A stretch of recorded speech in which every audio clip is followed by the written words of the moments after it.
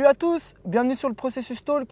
Aujourd'hui, on se retrouve pour parler de la compétition. C'est un sujet qui nous a été suggéré, donc on va le traiter pour faire plaisir à nos auditeurs. Et puis c'est aussi un sujet qui nous fait plaisir de débattre dessus.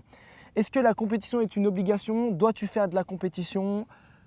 Pourquoi faire de la compétition? Ouais, notre vision quoi. Voilà, notre vision de la compétition. On va parler de tout ça.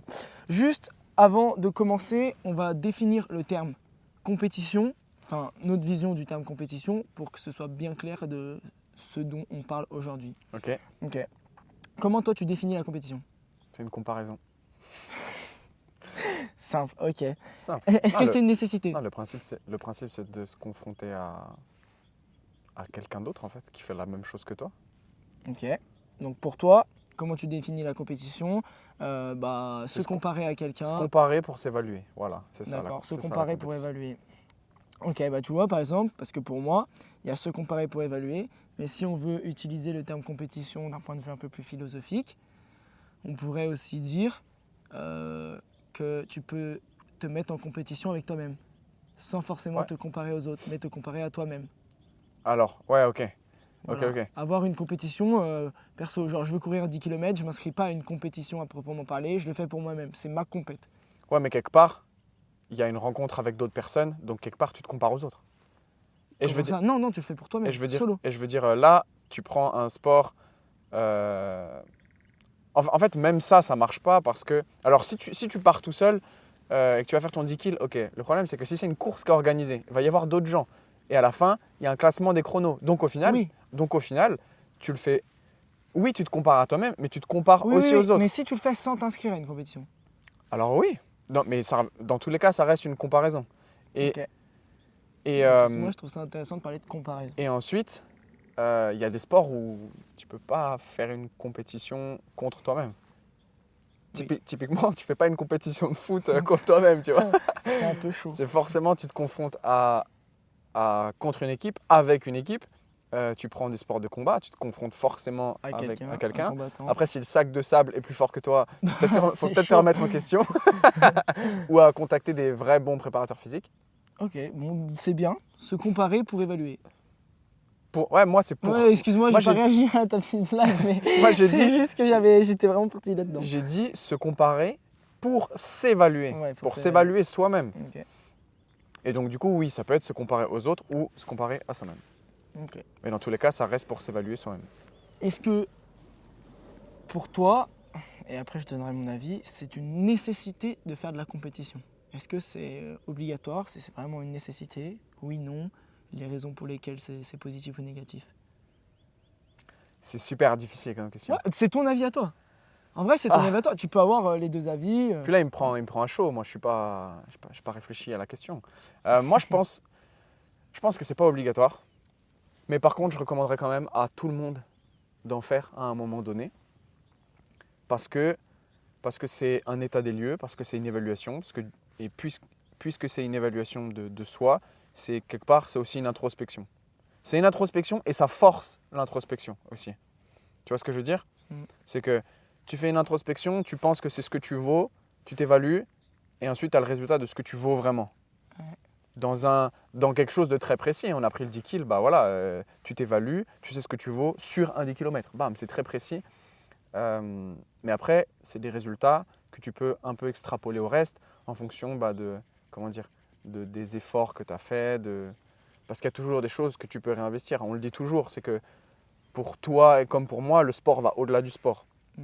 Et c'est un peu la même chose quoi, sur l'évaluation et les résultats que tu vas faire. C'était quoi la question de base juste pour que je revienne dessus? Est-ce que c'était une nécessité? Mais non, mais tu as très bien répondu. Et je voulais... mais là où je voulais aller aussi, c'est que je pense que ce n'est pas obligatoire. Je recommanderais quand même à n'importe qui de le faire. Ouais. Pourquoi? Parce que je pense que de toute façon, la vie, c'est une comparaison. Ouais. Que la vie, c'est une compétition. Je veux dire, si tu prends les espèces, à un moment, il y a bien eu une compétition entre les espèces et c'est la plus forte qui a mangé la plus faible, tu vois. Et bref. Et il y a eu cette évolution qui s'est fait comme ça par des facteurs naturels, mais aussi des facteurs de compétition entre les espèces. Et aujourd'hui, la compétition, elle est partout. Elle est dans le monde professionnel, elle est dans tout. Donc au final, on peut dire que non, ce n'est pas une obligation, mais par contre, c'est une belle recommandation. Moi, je pense que, parce qu'au final, c'est une compétition au sens sportif, c'est quand même un cadre de comparaison qui est assez safe, tu vois, assez protégé. Ouais. Parce que je veux dire, tu perds ton combat, tu perds ta course, oh, ok. Mais le jour où tu as une vraie compétition dans ta vie, ok, je vais prendre une compétition extrême dans ta vie, Ouais. il faut que tu tapes un sprint parce qu'il y a un mec au couteau qui te course. Là, si tu ne gagnes pas la compétition, si tu ne gagnes pas le sprint, totalement. bref, tu vois où je veux en venir. C'est un exemple un peu extrême, Mhm. mais je Non, pense mais que, il faut mais je prendre pense, les extrêmes pour comprendre. mais je pense que ça illustre bien là où je veux en venir. Et quelque part, le sport, c'est quand même assez soft Ok. quand tu y penses. Et quand il y a eu des guerres, des choses comme ça, ben, quelque part, c'était le plus fort qui gagne. Le plus fort dans le sens aussi le plus malin, tout ça. Vous connaissez avec le podcast sur la force. Et, et donc, ouais, voilà. Ouais, je pense que c'est important la compétition et, euh, et la comparaison in fine. Ben, moi, Dis-nous tout, Jenny. non, mais moi, non, mais je trouve que c'est super bien dit ce que tu as dit. C'est pas une obligation, mais c'est une recommandation. Et ça dépend de tes objectifs personnels et de où est-ce que tu veux aller et quels sont tes objectifs. Ouais. Parce qu'il y a des personnes qui ont des objectifs personnels, mais qui s'en foutent total et qui le font totalement pour eux-mêmes. Mm. Et qui, du coup, n'ont pas besoin de se comparer à d'autres personnes et qui ont besoin de se comparer à eux-mêmes, à le soi du passé. Et il y a d'autres personnes qui ont cette nécessité de s'inscrire à une compétition pour donner le meilleur d'eux-mêmes. Mm. Tu vois, dans les sports d'endurance, on dit tout le temps ah, t'as fait cette course, t'as mis un dossard ou tu l'as fait juste pour toi. Parce que vraiment, il y a des gens qui, avec un dossard, se transcendent. C'est pas du tout les mêmes. Ils Ah, sortent c'est- des perfs beaucoup plus élevés.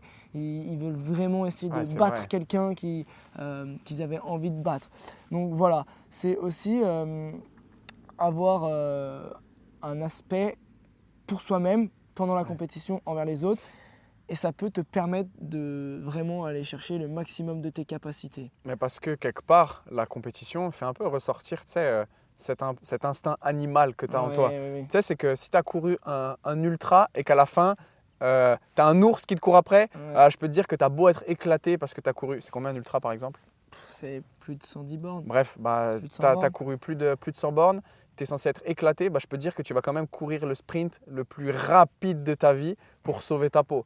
Et tu vois, quelque part, tant que tu ne te confrontes pas, tu vas jamais exprimer ce que tu vaux vraiment. Si tu fais un sprint, ok, je m'entraîne à faire du sprint. Moi-même, je m'entraîne à faire du sprint. Mais je sais que quelque part, je suis jamais à ma vraie vitesse de sprint Ouais. tant que je suis pas en train de faire un sprint contre d'autres personnes. Et ben en fait, c'est valable dans tout le reste. Et dire qu'on se compare pas, je pense que c'est faux parce que dans tous les cas, Oui. il y a de la comparaison.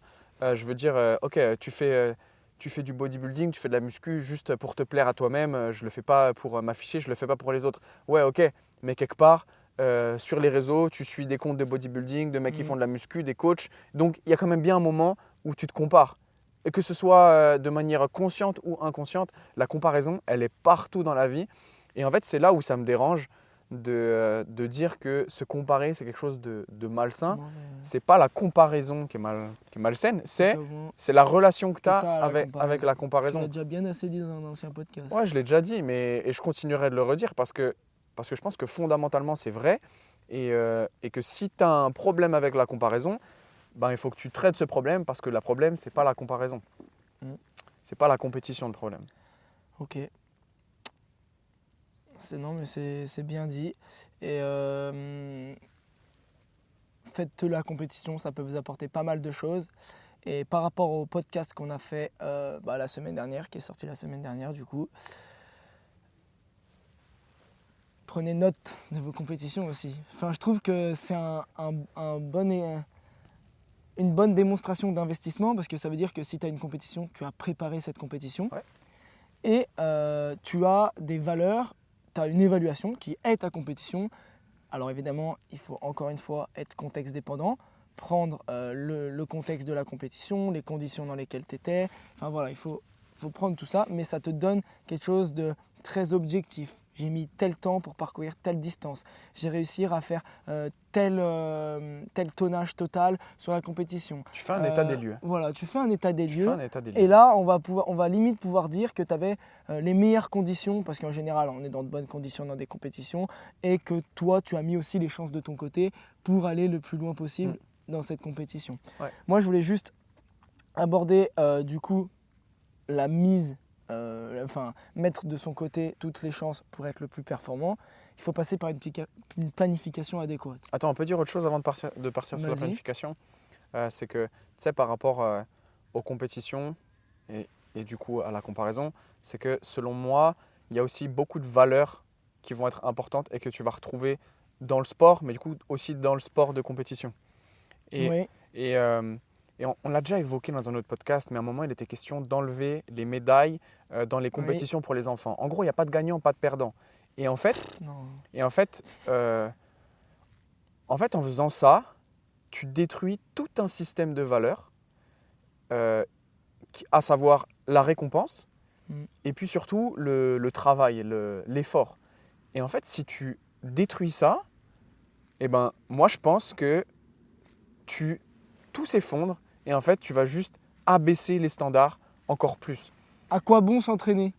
Et bah, c'est ça. Et en fait, pour gagner une médaille dans une compétition, ou juste pour se dépasser, ça demande d'être exigeant. Et l'exigence, c'est de la bienveillance. En fait, la bienveillance sans exigence, c'est pas de la bienveillance, c'est du laxisme en fait. C'est ça, c'est du laxisme et tu tends à niveler ton niveau par le bas, alors que aujourd'hui, c'est complètement la démarche dans laquelle est notre société, je trouve. Mais là, ça rend peut-être un peu trop politique, mais bref, ce n'est que mon opinion. Et on gagnerait beaucoup à niveler le niveau vers le haut. Et ça veut dire mettre les moyens derrière pour que les gens puissent être meilleurs, quoi. Exemple ultra concret, nos testings articulaires. Ouais. À chaque fois, dites-vous, on a mis des standards pour standardiser un peu le testing. On vous en a déjà beaucoup parlé dans l'épisode précédent. L'épisode président. Alors, parce qu'en fait, c'était un indice, mais dans le prochain épisode, on va recevoir notre président. voilà. Mais du coup, le testing articulaire, on a mis des standards. On s'éloigne un peu de la compétition, mais c'est pour parler de niveler le niveau par le haut ou par le bas. Et on ne s'éloigne pas, parce qu'en soi, en compétition, il y a des standards. Oui, il y a des standards. Nous, on a mis des standards à chaque fois qu'on se regardait, quand on hésitait entre deux chiffres, on a toujours mis le chiffre le plus haut. Plutôt tant de degrés ou tant de degrés sur cette amplitude, on a tout le temps mis le chiffre le plus haut pour se dire, au moins, on le pousse à aller travailler sur cette fonction-là parce qu'elle est à la limite. Si elle a le chiffre d'en bas, ça veut dire qu'elle est à la limite. Donc, il faut qu'on mette plus pour qu'elle aille chercher ce plus. Parce qu'on est exigeant et on est exigeant parce qu'on est bienveillant. Voilà, en fait, c'est de la bienveillance. Tu l'as bien dit, si on te met le chiffre d'en dessous et que nous, on met le standard au-dessus, c'est pour qu'en fait, on soit bienveillant avec toi. Parce que si on met, c'est à peu près juste, toi, tu vas te dire dans ta tête que c'est juste. Tu vas pas dire c'est à peu près juste, tu vas dire c'est juste et tu vas pas avoir envie de bosser sur cette articulation ou cette fonction. Et puis derrière, en fait, on te ment parce qu'on t'envoie au casse-pipe, sur le terrain, dans ta course, que tu veux, alors qu'en fait, t'as pas ce qu'il faut pour. Alors que si tu as plus, on est sûr que tu es une machine de guerre. Voilà, donc en fait, j'ai pas envie de dire qu'il faut toujours plus, mais il faut aller chercher plus loin, plus d'amplitude, plus de performance. Et aller chercher plus loin, plus fort. Ça peut être aller chercher plus, mais ça peut être aussi aller chercher mieux. Oui, mieux. Ça peut être totalement ça. Ouais. Enfin bon. On peut rentrer du coup dans le point suivant. Planification. Au niveau planification, ce que je voulais dire, c'est que tout ce qu'on va dire ici, c'est comme les anciens podcasts qui étaient un peu plus pratiques, mais c'est encore une fois contexte dépendant. On te donne des pistes pour que toi, tu aies des idées un peu plus claires, ajuste par rapport à ton contexte à toi, par rapport à tes échéances. Ouais. Enfin bref, ce que je voulais savoir, c'était dans ton sport à toi, dans le sport que tu pratiques actuellement, est-ce que déjà tu fais des compétitions? Attends, moi je pense que déjà, est-ce que toi tu es compétiteur? Moi je suis compétiteur dans l'âme. Ok. C'est-à-dire que même si c'est pas une compétition, on va dire que c'est un concours de beats. Je vais à mon entraînement, le gars, je sais qu'il est plus fort que moi, mais je vais me dire qu'il faut que j'essaye d'être comme lui. De toute façon dans Voilà. dans les salles, il y a trop ce truc-là. Il Ouais. y a Enfin, trop bref. ce truc de comparaison. Mais Avec là, l'âge, j'arrive à me raisonner, à me dire oui, lui, il est beaucoup plus fort que toi. ouais, mais Arrête. ça t'empêche pas de. Mais ça me motive en fait. Voilà, Voilà. c'est là pour moi, je pense que c'est une comparaison bienveillante parce que du coup, tu es exigeant et tu te dis putain, Voilà. je veux faire ce qu'il est en train de faire. Exactement. Alors après, si des fois tu veux faire ce qu'il est en train de faire alors que tu n'as clairement pas le mais niveau, j'essaie de- là c'est un extrême je suis et du coup, objectif quand même. c'est pas bienveillant. Par contre, ce qui serait bienveillant, c'est de se dire ok, je vais m'entraîner intelligemment pour que je puisse avoir ce niveau. Ouais. Mais du coup, Du coup, oui, je suis compétitif. actuellement, tu fais quoi comme compétition? Alors, C'est moi- quoi ta dernière compète? Ma dernière Voilà, ça compète- parle compétition et il fait pas de compétition. Ah si, mais c'est juste que justement, et moi j'ai une vision assez particulière des compétitions. Ma dernière compète, elle remonte à ma vraie compète, elle remonte à le 9 juillet l'année dernière, Donc 2023. 9 juillet 2023. Ok, donc c'était il y a longtemps. Exactement. C'était il n'y a pas si longtemps. Ouais. Mais, j'ai fait en off une compétition pour moi-même. J'ai fait monter-descendre une montagne le plus vite possible. Ouais, ok. Ouais, bah c'est son délire, voilà, laissez-le monter descendre, ouais, c'est tout. Le mec prend les Enfin, bref. escaliers. Euh, donc j'ai voulu faire cette compétition pour moi-même. J'ai juste mis un point de départ, un point d'arrivée. C'était mes standards à moi, mon exigence à moi, Ouais. mon mental à moi. J'étais solo, il n'y avait personne, j'avais pas de dossard, j'ai rien payé. Ok, j'ai dit je fais cette montagne le plus vite possible et je me suis entraîné pour. Malheureusement, je l'ai fait en fin août, début septembre et du coup les 3 mois d'entraînement. Bah, le jour où je voulais le refaire, il neigeait. Du coup, bah, j'ai pas pu le faire parce que du coup, évidemment, ça En allait- août, il neigeait? Non, mais j'ai fait la compète, enfin j'ai fait le testing, on va appeler ça un testing, même si c'est pour moi une compétition que je referai bientôt. Je l'ai fait en août Ouais. et du coup j'ai fait 3 mois de training pour ça. Du coup ça m'emmenait Ah, en et- octobre, et- novembre et c'était le jour où je devais le refaire. C'était le jour où il y a eu Donc la première chute de neige. Donc le jour de la compétition. Ah non, le jour où tu t'es retesté. Ouais, où je voulais me retester. Ah, Donc ok. du coup bah, je l'ai pas fait parce que vu que c'est des pentes assez raides, c'est pas du tout... Mhm. C'est pas du tout... C'est pas du tout la même course en Voilà, c'est pas du tout la même norme et j'aurais mis beaucoup plus de temps alors que je me sentais beaucoup plus fort. Enfin bref. Donc ma réelle compétition inscrite, elle remonte à... Ouais, bon, c'est pas grave, il y aura un tracteur. hein. Elle remonte Tu le vois à arriver, lui. juillet. Ma compétition principale, elle remonte à juillet. Ma compétition, pour moi, elle remonte à août-septembre. Et ma compétition secondaire que j'ai fait avec un ami, c'était un relais, elle remonte à fin septembre. fait. Ok. Et Voilà. tout ça, c'était Du trail. C'était du trail. Que du trail. Que du trail. Donc Ok. voilà. Et s'il faut que je sois un peu philosophique, tu vois, en ce moment, j'ai une compétition envers moi-même, c'est réussir une traction à un bras. Donc Ouais. voilà, c'est une compétition. Pour moi, c'est une compétition. Ah, c'est un J'ai pas challenge, ouais. d'échéance, j'ai pas de date précise, mais c'est une compétition envers moi-même. Et seconde compétition. Donc là, j'ai planifié mes compétitions pour l'année d'après. On va attendre que le tracteur y passe parce que sinon. Voilà, ça va être les 10 secondes les plus longues de votre vie. Ok, c'est bon, on peut y retourner. Donc, pour les compétitions à venir, sauf si tu veux toi exposer tes compétitions avant. Vas-y, j'y vais après. Je fais mes compétitions. Ok, donc sur mes compétitions à venir, pour le moment, c'est là où je disais que je suis un peu particulier sur ma planification de compétition. C'est que pour moi, on devrait avoir une seule, sauf les sportifs de haut niveau, ils sont une catégorie à part. On devrait avoir, nous, une seule compétition par année qui est la compétition principale. Là, il devrait y avoir, enfin en tout cas dans mon sport, le trail, j'estime que tu devrais avoir une seule compétition pour laquelle tu te prépares à bloc pour celle-ci. Tout le reste, c'est secondaire C'est des et tests. c'est pour apprendre et se mettre en condition de compétition. Mais ça devrait être secondaire. Voilà, donc les compétitions qui arrivent, je ne sais pas si on entend encore le tracteur, enfin bref, les compétitions qui arrivent, c'est fin août à la MCC, c'est une des courses de la finale UTMB. Voilà. Ok. Et c'est un 40 km et c'est la compétition pour laquelle je me prépare cette année, 26 août 2024. Voilà. Stylé. Et je sais que en amont, j'aurai 3 courses préparatives et je sais qu'après, j'aurai une course en off, en moi perso. Voilà. Donc en gros, j'ai 5 compétitions dans l'année. Je pense qu'il y a certains sports où tu peux pas te dire j'ai qu'une Ah, échéance. mais c'est impossible Mais de me dire ça. en C'est tout ce que je en dis, tout cas, c'est dans mon sport. En tout cas, c'est sûr qu'il y a des hiérarchies des compétitions mais il y a certaines, comment dire, il y a certaines disciplines où les compétitions s'organisent de sorte à ce qu'il y a quand même toute une étape Oui, de qualification totalement. qui fait qu'il y a quand même toujours des enjeux. Mais normalement, la dernière est la plus difficile. Ouais, ouais, ouais. Bah, en fait, là, il faut qu'on fasse une aparté là-dessus. J'avais pas du tout noté dans les notes, mais je pense qu'il faut on va faire 3 catégories. Sport individuel, sport avec un circuit, un peu football, handball, il y a un circuit tout au long de Ouais, l'année. il y a même Un plusieurs championnat circuits en quoi, où même il y a temps. plusieurs championnats, voilà. Et on peut faire aussi la dernière catégorie, c'est les phases qualificatives, mais qui sont différées dans le temps. Donc c'est des étapes. Ouais. Tu vois ce que je veux dire? C'est-à-dire un peu comme une compétition, à proprement parler, genre qualification, phase de poule, Ouais, ouais, etc., tout ça, ouais. etc. Les championnats et les sports perso. Donc voilà. Donc mon exemple que je disais de planifier une seule compétition vraiment très très très importante et toutes les autres c'est secondaire. Je parlais plus dans les sports perso.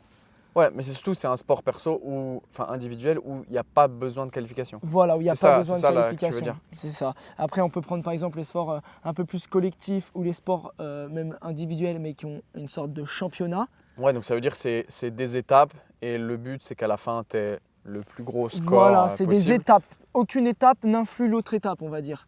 C'est que un Non, résultat final. chaque étape influence le Résultat résultat final. final, c'est ça. Donc voilà. Donc ça, là-dessus, je pense que du coup, vu que par exemple, si on prend l'exemple du football qui ont des matchs tous les week-ends quasiment, Ouais. je pense qu'il faut savoir, et ça c'est le rôle un peu du manager, mais remodeler l'équipe en fonction de la période parce que tu Et de auras l'enjeu de la compétition. Hein. voilà, et de l'enjeu du match. Donc voilà, Ouais, ça c'est c'est sûr. un peu plus au niveau de semaine en semaine parce qu'en fait, ils se doivent, même s'il y a des enjeux qui sont moins importants sur certains matchs, ils se doivent d'être compétitifs chaque week-end. Ouais. C'est une obligation. T'as pas le droit de te dire, oh ce week-end, allez, on laisse passer le match, on perd et puis tranquille. Tu vois ce que je veux dire? Bah alors, tu vois, le foot c'est quand même particulier parce qu'ils sont sur, genre, prenons les équipes de haut niveau, ils sont quand même sur plein de championnats différents parce que tu as le championnat national, Ouais. il y a tellement, Ah bah oui, oui. il y a tellement de championnats maintenant en foot, tu as le championnat européen, tu as la Ligue des champions. Bah, c'est ça le T'as- championnat européen. Ouais, mais il y a un autre. Ah oui, maintenant, ils il y a ont fait un, une il y a nouvelle un Ligue, autre. ouais. Enfin, tu vois, il y a Ouais. il y a plein de trucs différents. Parce que la Champions League, au final, c'est. Enfin, en dessous, c'est ça, c'est l'Europa League, c'est ça? Et Oui, puis, mais et sauf puis que encore tu en peux pas faire dessous. les deux. Tu peux pas faire les deux. Oui, bah oui, tu peux. Mais le haut, c'est la Champions League. Oui. Voilà. Mais tu as encore. Enfin, bref, en vrai, il y a quand même plusieurs championnats en même temps. Rajoute à ça une Coupe du Monde, un truc comme ça, Putain, où ouais. en parallèle, tu dois t'entraîner pour l'équipe de France, enfin pour l'équipe nationale, pardon, et l'autre côté avec ton club. Bref, au final, tu te retrouves sur 3 championnats en même temps, et du coup, c'est le bordel. Mais du coup, j'ai dit beaucoup du coup. Du coup, il faut prioriser les compétitions à Ça. l'échelle d'une équipe, si tu es dans une équipe, mais aussi à l'échelle d'un sportif. Oui, bah là, c'est ce que j'allais dire. Tout ce qu'on vient de dire pour le football, ça fonctionne pour les sports le sport de co, en fait. championnat, mais individuels aussi. Ouais, mais non, ce que je veux dire, c'est que tu prends, prends un joueur qui est en sélection, Ah oui. qui est en sélection Ouais, nationale. ok, j'ai compris. C'est que, ok, peut-être que cette année il y a la Champions League. Ouais, mais moi, les gars, je joue en équipe nationale. Moi, mon titre, il est plutôt Champion du monde, il est ouais. plutôt en Coupe du Monde qu'en Champions League, tu vois. Bon, bref, j'aime pas parler du foot, j'aime pas le foot. Non, c'est pareil, c'est pas que j'aime pas le foot. Non, mais enfin bon, vous avez compris, prioriser. Pour moi, tu peux pas mettre toutes au même niveau. Non, C'est c'est impossible. impossible. Tu es obligé de, dans ta saison, planifier des moments où tu auras des pics de forme, des moments où tu viendras faire ta compétition, mais tu sais que tu ne seras pas forcément le plus performant. Donc voilà. Et après, la dernière catégorie, bah, c'est les étapes qui influent les unes aux autres. Mm. Exemple du CrossFit.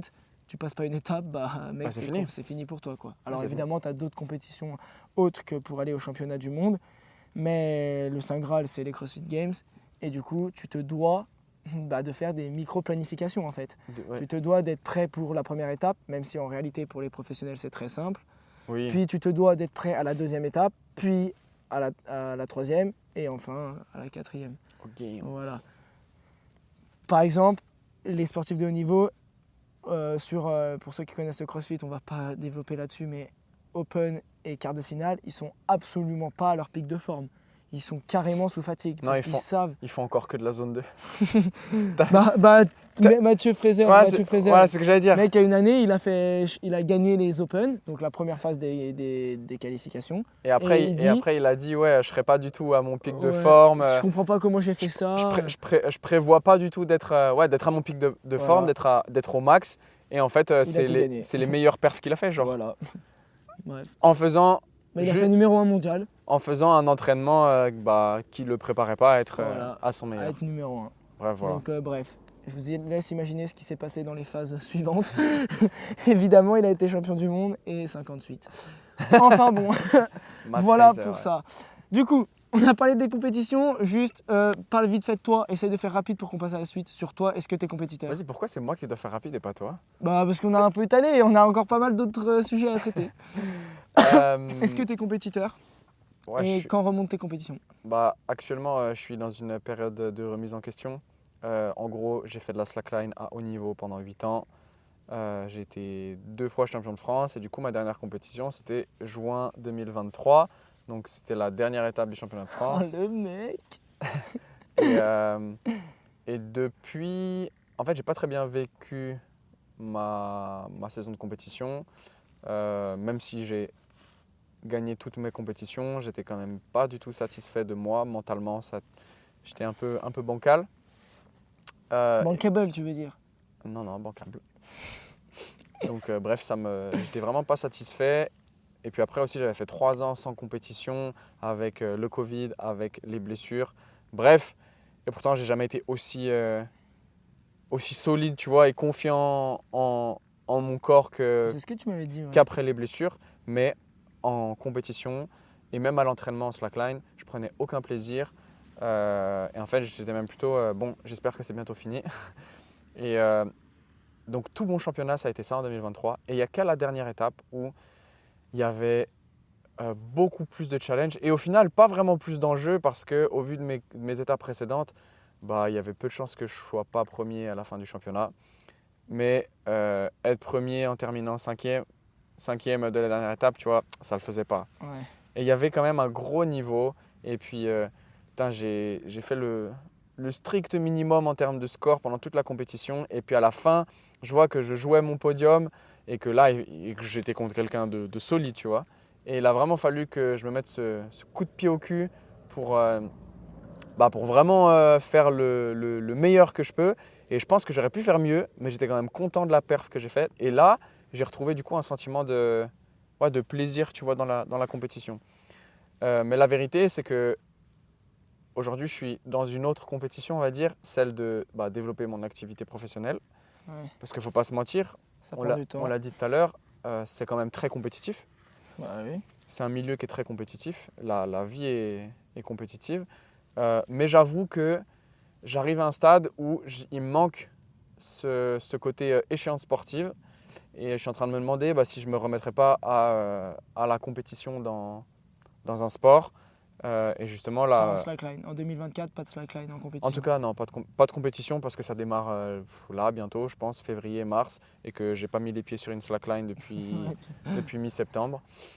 Mais donc du coup, ouais, je pense m'inscrire aux Open de CrossFit pour tester, ok, pour l'expérience, pour l'expérience. Et puis j'ai très envie de reprendre un sport co que j'ai fait pendant 3 ans. Le volley. Le volley. Et j'aimerais bien jouer avec une équipe assez compétitive. Parce que le problème, c'est qu'aujourd'hui, j'ai pas de niveau dans le volley, on va dire. Et le truc, c'est que si je m'y mets, en gros, tu es exigeant. je vais vouloir jouer sérieusement. Et je sais que si je joue sérieusement, j'ai du potentiel. Tu vois, je dis pas du tout ça avec arrogance. Ouais. Mais je vais m'investir pour. Oui. Et que si derrière, c'est ça aussi le problème des sports co, hein, c'est que si tu es avec des gens qui s'investissent pas autant, et ben ça fait chier parce que ça pénalise toute l'équipe. Et du coup, moi, ça me frustre derrière et blablabla. Ok. Bon. Alors, mais du coup, mes questions, elles n'ont pas trop de sens, mais j'y répondrai moi-même parce qu'elles ont du sens pour moi. J'allais te demander, est-ce que du coup, tu planifies tes compétitions à l'avance? Mais vu que tu as beaucoup fait de compétitions de slackline, alors à moins que pour les Open, tu planifies. Mais... Bah Ouais, voilà. je vais pas mytho pour les Open, je vais rien planifier du tout Ouais, parce que je veux tester. tu t'inscris. Parce que je fais du CrossFit du coup depuis depuis 1 an maintenant et que voilà, je vais tester et ensuite on verra, tu vois. Ok, bah donc voilà. Par contre, Enfin bon, pour la slackline, je peux parler. tu planifiais? De toute façon, les compétitions, je sais quand elles tombaient. C'est tous les ans pareil. Le championnat, en gros, ça démarre là, en gros, courant février. Et il y a 3 compétitions jusqu'à mai-juin. Et puis après, il y a la possibilité d'aller au championnat du monde fin juin, début juillet, tu vois. C'est ce que j'ai fait l'année dernière. Championnat du monde, j'ai fait tellement de la merde. mais, euh, mais en tout cas, c'était toujours comme ça. Et ce qui se passe sur la période, on va dire, de la rentrée, donc genre septembre jusqu'à la première compétition, bah c'est, on va dire, faire pas mal de volume Oui, donc il y a quand et, même un esprit de planification. et où travailler, tu vois, les figures un peu compliquées pour que le moment où il n'y a pas de trêve hivernale, mais la vérité c'est que l'hiver on s'entraîne quand même moins, vu que c'est toujours ghetto, on s'entraîne dehors, bah allez vous entraîner quand il fait -4, je vous jure que c'est fun. C'est ironique. Les podcasts aussi, c'est fun, c'est moins 4. Sous la neige là, on espère que vous l'avez vu. Et ben du coup, c'est vrai que quand il fait froid, tu t'engages quand même moins dans ce que tu fais parce qu'il y a quand même une part de comment dire, une part de sport extrême dans ce que je fais dans la slackline. Ouais. Et du coup, bah voilà, faire du volume sur des choses simples malgré les conditions météo difficiles. Essayer de faire le minimum pour avoir ces grosses figures, ces figures un peu techniques ou ces figures qu'on appréhende pour qu'après on puisse quand même les faire en compétition. Et après en compétition, bah, l'idée c'est de durer et de ne pas se blesser parce qu'au final c'est ça le plus gros risque je dirais. Donc après, ben, en fait je vais dire c'est après les compétitions au final que je vais prendre le plus de risques.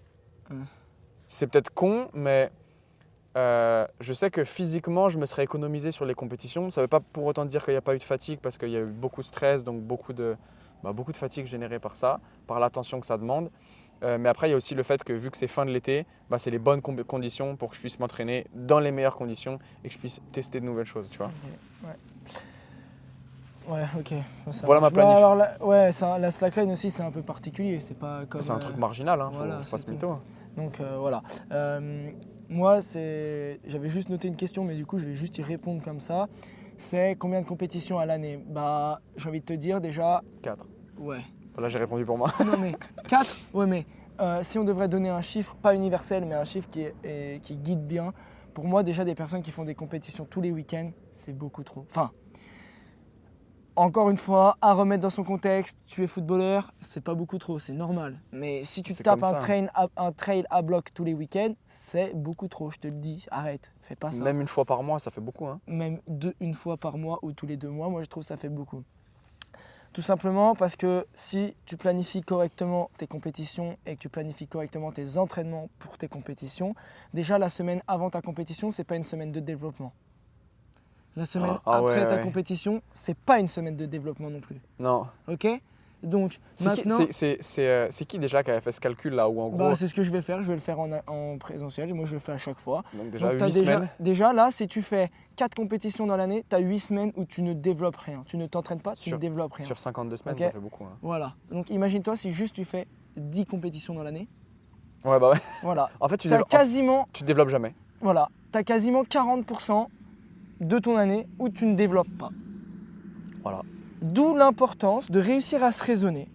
Et si ton défaut à toi, c'est de faire trop de compétitions et que tu t'en rends pas forcément compte, essaye d'écouter les gens qui te disent fais attention, arrête les compétitions, calme le jeu, fais-en moins. Enfin bref, ça, essaye peut-être de les écouter. Moi, je pense que tu devrais, une année, 1 an, essayer de planifier beaucoup moins de compétitions, mais les planifier beaucoup plus intelligemment. Vraiment mettre des niveaux d'importance à tes compétitions. Celle-ci, c'est la plus importante.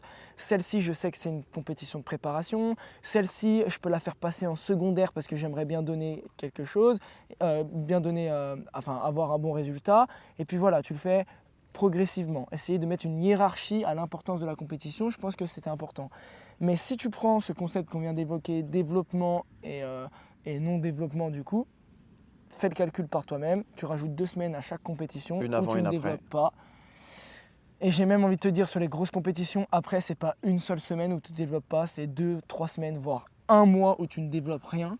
Ça dépend de la dépend compétition, le voilà, sport, mais ouais, ça ouais, je dépend suis de la d'accord, compète, ça prend du dépend de temps. l'impact que ça a eu sur toi. Mais Parce qu'il n'y a pas que le physique en fait. voilà, Il n'y a pas que le physique. Ça pas prend, du tout que le physique. ça prend même. des ressources en termes de stress, en termes émotionnels, attentionnels. Et en fait, je pense que la fausse idée que se font les gens de l'entraînement et du sport en général, c'est que dès que tu t'entraînes, c'est pour développer. Ouais. Et c'est pas vrai. Des fois, tu t'entraînes Non. juste pour maintenir. Ouais. Et ça, c'est vrai que tu sois un compétiteur ou pas, j'ai envie de dire. Parce que si tu es un compétiteur, ok, j'ai pas envie de dire que ta vie entière tourne autour du sport, mais en tout cas, tu t'investis beaucoup dans le sport. Si tu es pro, bon, bah là, la question ne se pose plus. Mais même si tu es juste sportif amateur, au sens pas compétiteur, Oui. il y a des périodes où, au taf, tu vas avoir besoin d'être plus investi dans ton taf. Donc peut-être que ces périodes-là, bah, tu vas être moins dans le développement et plus dans la maintenance. Il y a des périodes, vas-y, je prends par exemple un retraité, tu vois, où ah putain, les périodes de Noël, on est quand même beaucoup en famille, il y a beaucoup de choses à organiser. Ah, peut-être que là, je ne vais pas faire du développement, je vais peut-être faire de la maintenance, tu vois. Ouais, parce qu'il y a des retraités qui s'entraînent, hein, faut pas croire. Hein. Oui, et au-delà de juste faire de la maintenance ou quoi que ce soit, de toute façon, tu ne peux pas tout développer en même temps. Donc, si tu développes une, deux, voire trois qualités physiques, bah, toutes les autres, soit tu les maintiens, soit tu ne t'entraînes pas et tu les perds.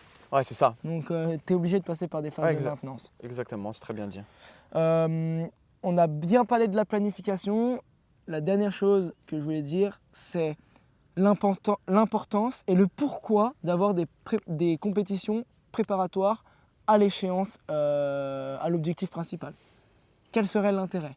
Est-ce que tu penses que tu peux faire toute une année en faisant que de l'entraînement, puis tu te pointes à ta compétition la plus importante et tu tapes ta meilleure perf? Ou est-ce que tu vois un intérêt à alterner des phases de développement validées en compétition secondaire préparatoire? Tu refais ça une, deux fois, puis après tu te développes à balle et là tu arrives à ta compétition la plus importante. Quel serait l'intérêt des courses ou compétitions préparatoires? Moi, ce qui se passe, c'était quand même que chaque compétition était importante, étant donné que c'était un championnat. Il fallait que je fasse le mieux pour qu'à la fin j'ai le score le plus élevé possible. Donc là, encore une fois, ça dépend un peu de ton contexte. Donc dans tous les cas, chaque compétition était importante. Il n'y en a jamais une où tu t'es dit celle-ci, je sais que je vais y aller, mais je ne donnerai pas réellement mon 100% parce que c'est pour tester certaines choses. Typiquement, l'année dernière, ce qui s'est passé, c'est que, posez pas de questions, c'est un peu bizarre la slackline, mais en gros, j'avais fait les 2 premières étapes du championnat de France, puis ensuite il y avait les championnats du monde, et ensuite la dernière étape du championnat de France. Ok ? Oui. Parce que chaque compétition est un open, vu que c'est une discipline qui est trop petite, donc en gros, n'importe qui peut se pointer à la compétition. Mais et puis si demain tu as envie d'organiser une compétition dans ta campagne perdue et l'appeler championnat du monde, tu peux. Après, est-ce qu'elle sera légitime de s'appeler championnat du monde? C'est sûr que non. Mais en tout cas, du coup, moi, je suis allé au championnat du monde et je savais très bien que c'était plus une compétition de test. Et là, vu que mentalement, en plus de ça, j'étais pas bien, c'était même pas une compétition de test physique, de ce que j'étais capable techniquement, tout ça, c'était plus un challenge mental. Parce que je ne vais pas vous mentir, j'avais aucune envie d'y aller. Aucune envie d'y aller. Et tous mes amis de la slackline à l'international m'ont dit tu dois y aller, tu vas venir, ça va être cool. La vérité, c'est que ça m'a brisé. Je suis revenu, j'étais brisé. Et une semaine après, j'avais la dernière étape du championnat de France. Et je savais qu'il y allait avoir du gros niveau. Et une semaine après. Tu étais champion de France, soit tu l'étais pas. Je pense que c'était sûr que je le sois. Mais le problème, c'est que, je t'ai dit, je ne voulais pas terminer en faisant 5e, tu vois. Je voulais faire un podium. Obligé. C'est en vrai full ego. Ouais, mais full ego. Et c'est de la bienveillance. Et ça allait être la compétition. C'est de l'exigence qui est de la bienveillance. Ouais, c'est vrai. Et ça allait être la compétition où il y allait avoir le plus gros niveau. J'avais une semaine, même pas, j'avais 5 jours pour me remettre de la grosse tarte dans la gueule que je venais de prendre au championnat du monde. Parce que j'étais déjà pas bien y allant, je suis reparti, j'étais brisé, 5 jours pour me remettre. Et au final, ça m'a pris toute la compétition jusqu'à mon dernier passage où là, j'ai réussi à me mettre un énorme coup de pied au cul pour vraiment performer. Et je pense que j'étais pas à mon 100%, mais j'ai quand même réussi à exprimer un bon 80-85%. malgré le mental un peu bancal, comme je disais tout à l'heure. C'était quoi la question de base? Tu vois, je me suis trop égaré. Mais non, la question de base, c'était quel est l'intérêt des courses, compétitions de préparation. Ah, En gros, les objectifs ouais, c'était ça. secondaires. Et donc, Et c'est ce que tu as dit. et Tu as do- dit que tu avais eu 2 championnats de France, une championnat du monde, un ouais, championnat de France, mais lesquels est prioritaire et lesquels est secondaire? ouais, du coup, j'ai jamais vraiment de compétition préparatoire vu que c'est un championnat Oui, et que voilà. toutes les étapes sont importantes. Mais dans tous les cas, chaque compétition reste un test et je teste des choses et ça marche ou ça marche pas, tu vois. Ouais. Et le simple fait de gagner une compétition ne veut pas forcément dire que ça marche. Parce que j'ai fait des choses en compétition, j'ai gagné et pour autant ce que j'ai fait ne marchait pas. Parce que je savais que c'était pas efficace, je savais que c'est pas ça qui allait me rapporter le plus de points ou ça me fatiguait trop Voilà. donc ça marche pas bien, il faut que je fasse autre chose, peut-être plus simple Ouais, pour qu'au final plus durer dans ma compétition, bref, plein de choses t'as comme fait ça. des choix. Exactement. Tester pour faire des choix. On en a parlé dans l'épisode précédent. Ok, bon. Toi du coup, Bah, tu fais moi, je fais en compétition, je fais que du trail, donc ça sera spécifique au trail. Tu peux peut-être retrouver des choses pour ton contexte à toi, mais en gros, comme je l'ai dit, pour moi, il n'y a qu'une seule compétition dans l'année qui est importante. Toutes les autres, c'est du secondaire. Pourquoi est-ce important?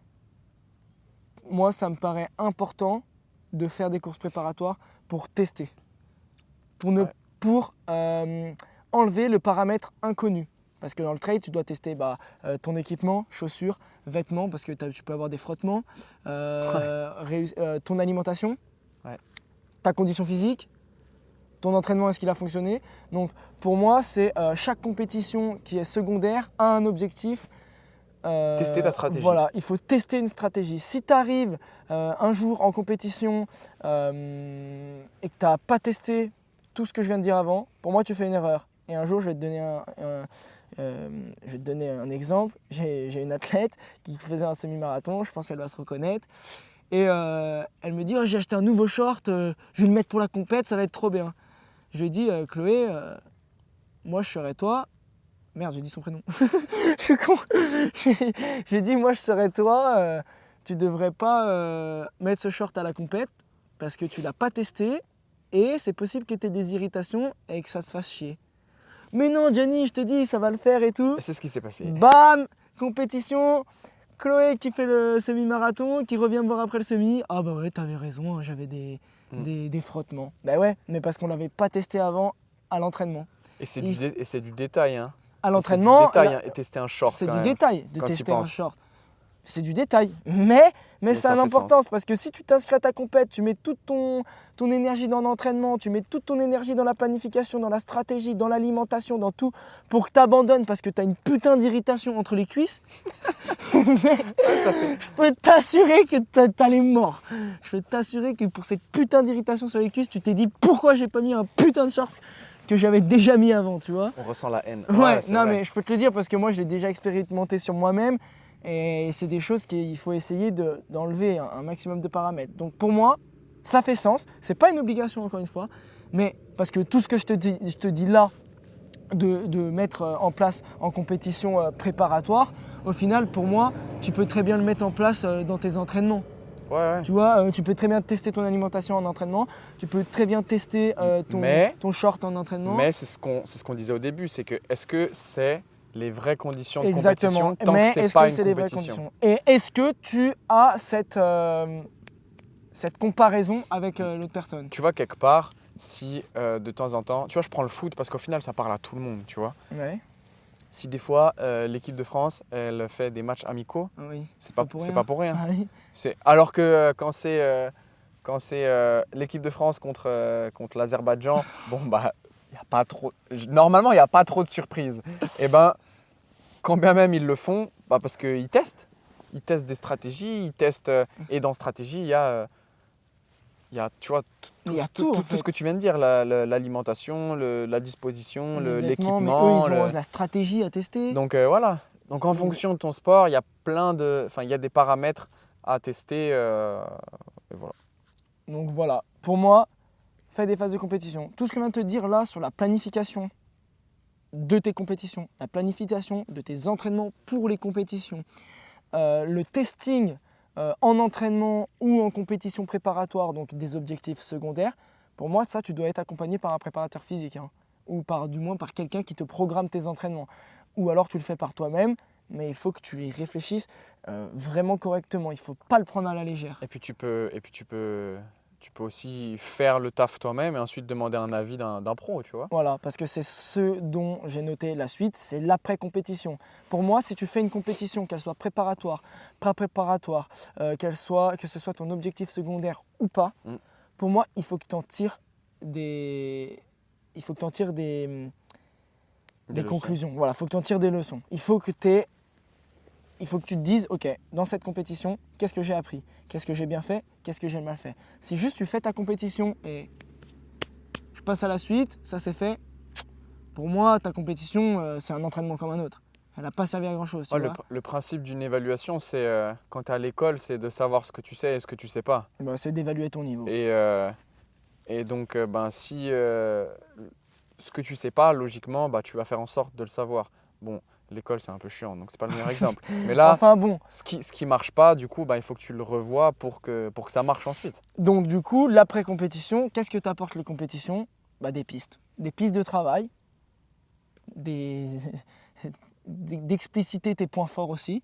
Ça te permet d'expliciter tes points forts. De faire mieux, et puis on pourrait même être un peu plus philosophique, c'est qu'il y a des choses que tu tires de la compétition, des valeurs que tu peux extrapoler à ta vie de tous les jours. À ta vie de tous les jours.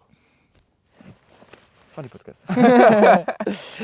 Donc, voilà. Ensuite, qu'est-ce que tu peux mettre en place suite à une compétition? On va faire sous 3 catégories, à court, à moyen et à long terme. Nathan, je te laisse. À long terme, préparer la suite. Court terme. Récupérer. Ok, donc voilà, tu vois par exemple, en fait, dès que tu as fait une compétition, tu viens de soulever un sujet très important, récupérer. Ça peut te permettre juste de voir ta récupération. À quel point tu es capable de récupérer, à quel point tu peux récupérer rapidement. Qu'est-ce que tu peux mettre en place pour récupérer le plus rapidement. Donc voilà. Et récupérer, c'est pas... Il rigole parce que j'étais en train de me cacher parce que je baillais. C'est pas parce qu'il est ennuyant. Okay, on s'est levé tôt ce matin pour travailler. Oh putain. Récupérer, en tout cas, ça veut pas dire rester dans son canapé. Ça veut dire que tu peux continuer à t'entraîner, mais tu vas pas faire du développement. Tu vas faire en fait de la récupération. Donc tu vas moduler les intensités, les volumes de tes entraînements en prépa physique, dans ton contexte d'entraînement, pour continuer à pratiquer, mais tu vas pas pratiquer comme quand tu étais à ton pic de forme. Et c'est ça qui est important. Donc s'entraîner pour développer, s'entraîner pour maintenir. Et puis, je pense qu'on peut parler de s'entraîner pour récupérer. Ah ouais, carrément, sans surcharger. Voilà, c'est ça. Sans surcharger. Mais sans perdre aussi. En fait, c'est ça l'enjeu. À court terme, quand on entend à court terme, c'est dans les jours, la semaine qui suit. Hein. Ouais. À moyen terme, sur le mois, le mois, les 2 mois qui suivent, que mettre en place? Peut-être tirer des conclusions de tes points forts, points faibles. Et peut-être intégrer tout de suite du travail sur là où tu as été le plus mauvais. Ouais. Tu es d'accord avec moi? Et commencer à volume, en fonction de ta stratégie et du point bien sûr, mais ouais. à commencer avec des volumes et ou intensités relativement faibles pour mettre ça en place sur du long terme. Carrément. Et du coup, sur le long terme, c'est voilà. juste essayer sur une année de voir ton évolution par rapport à cette compétition. Donc, une compétition, ça sert à tirer des leçons.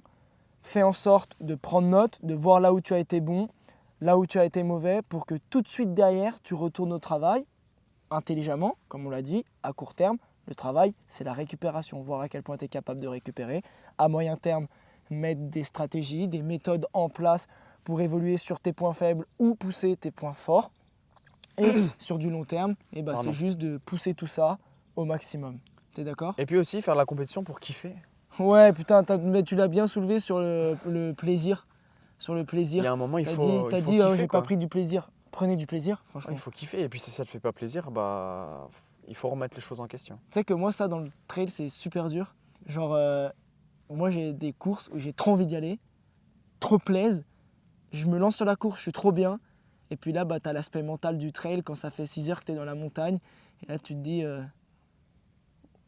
peut-être que je serais mieux chez moi. Tu vois ce que je veux dire? Et tu te dis, merde, pourquoi je me suis inscrit là? Enfin Ah bref. ouais, je vois voilà. tellement. Et du coup, des fois, il y a des courses que j'ai finies, genre j'étais pas fier. Et juste la semaine d'après, je me suis dit, si putain, j'ai trop bien fait de le faire au final. Ouais, Donc, il faut se laisser le temps aussi de digérer la compétition. Hein. Parce que souvent, à chaud, t'as toujours tendance à voir le négatif. Bah Et- oui, tout le temps. Et du coup, C'est le défaut, le et du pire coup- défaut de du l'être coup, tu humain. vois pas le plaisir. Moi, typiquement, je suis dans un sport qui est très visuel. Du coup, je filme tout ce que je fais. Et du coup, je suis dégoûté de ce que j'ai fait. Et puis, a posteriori, je regarde et je me dis, putain, en fait, j'ai quand même fait des choses Tu bien. pars de la slackline. Ouais, de la Oui, slackline. parce que maintenant, t'es un crossfitter quand même. Ah, il a du mal à le dire. Allez, dis-leur. Non, je suis pas sûr. Je suis pas sûr d'être Mais un en vrai, crossfitter. là, actuellement, tu te définis comment? En termes de sportif. Allez, ciao. En termes de sportif. En vrai, c'est un exercice pour toi, mais Ouais, je sais pas. Je sais pas comment je me définis. J'avoue, j'ai dit que j'étais dans une période de transition. de toute façon, tout ce que je sais, c'est que tu continues à t'entraîner, que tu développes des qualités physiques À qui te fond. serviront toujours. à fond. En vrai, là, on pourrait limite dire que t'es un athlète hybride. J'aime Même pas ce si terme. Moi non plus, mais. Je suis un athlète athlétique. Voilà. Je suis un athlète athlétique. Voilà ce que je suis. On a bien fait le tour. Si on peut juste dégrossir pour faire un petit check-up de la compétition. La compétition, à quoi ça sert? C'est une ligne directrice. Ouais. Comment tu l'as dit C'est pas obligatoire, mais c'est recommandé. Voilà. On te le recommande en tout cas. Tu as dit un autre truc sur se comparer. Bah, Une ligne directrice, se- c'est pas obligatoire, mais c'est se recommandé. comparer pour s'évaluer. Se comparer pour s'évaluer. Il y a un serpent derrière nous. Ouais. Donc voilà, ça permet aussi de sortir de son cocon, quand même, pas être que dans la facilité, se mettre des grosses cartouches et se comparer à des personnes qui sont potentiellement plus parce qu'au fortes. final, tant que t'es pas en compétition, t'exprimes pas tes vraies capacités, ton vrai potentiel. Tirer des leçons Ouais, tu l'as dit. et mettre en place une stratégie pour aller à cette compétition. Parce que, au final, la compétition, c'est ce que tu retrouves dans ta vie. Ouais. Et que dans ta vie, tu te prépares C'est tous les jours. pour un événement. C'est tous les jours. Tu tires des leçons de cet événement et tu prépares le prochain événement. Ouais. Donc voilà, la compétition, en fait, tu l'extrapoles à tout. Et c'est tous les jours. La compétition, c'est tous les jours dans ton sport, dans ta vie, dans ton travail. À différents niveaux, Puis évidemment. même dans tes relations. Et même dans tes relations, ouais, en vrai. En vrai. Peut-être que tu veux choper la meuf de ton pote, tu vois.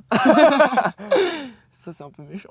Tu veux quoi, toi Non, Euh, non, Et- mais non. Et simplement, bah voilà, du coup, j'ai perdu ce que je voulais dire. Ça fait 3 fois que je perds ce que je veux dire. Hein, parce que tu dis quelque chose. De ou la parce que- merde, parce que je dis de la merde.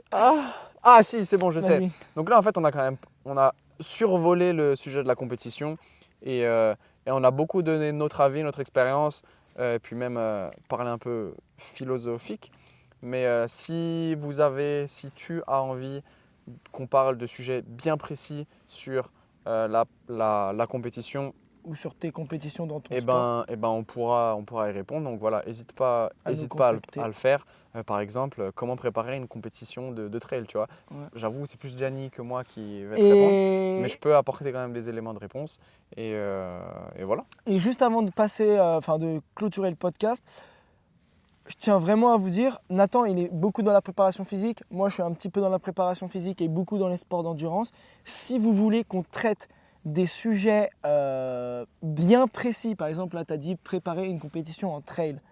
Nathan, il aura toujours son mot à dire, tu auras toujours quelque chose à dire. Ça pourrait même être préparer son alimentation pour une course en trail, tu vois. Voilà, et ben, ça peut être un objet de podcast. Donc, n'hésitez pas, si vous avez des sujets bien précis, une question bien précise à laquelle tu aimerais qu'on réponde. Par exemple, est-ce que le genou peut dépasser les orteils?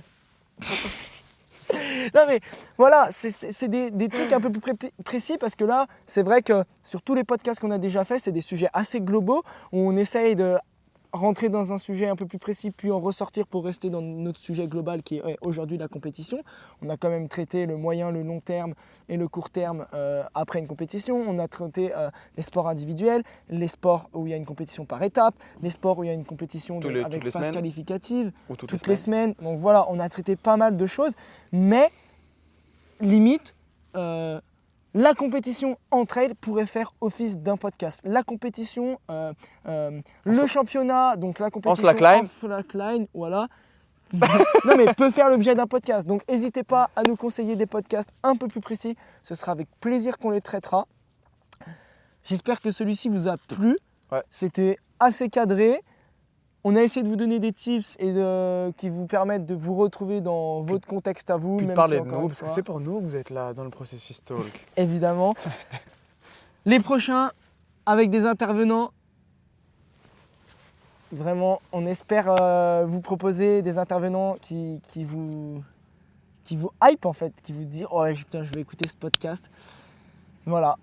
Merci de nous avoir écoutés. Vous savez où vous pouvez nous retrouver sur les réseaux sociaux, les différentes plateformes d'écoute. 5 étoiles, commentaires, blah. Et n'hésitez pas à échanger avec nous. C'est un plaisir quand vous nous faites des retours sur le podcast. Bonne journée! Ciao!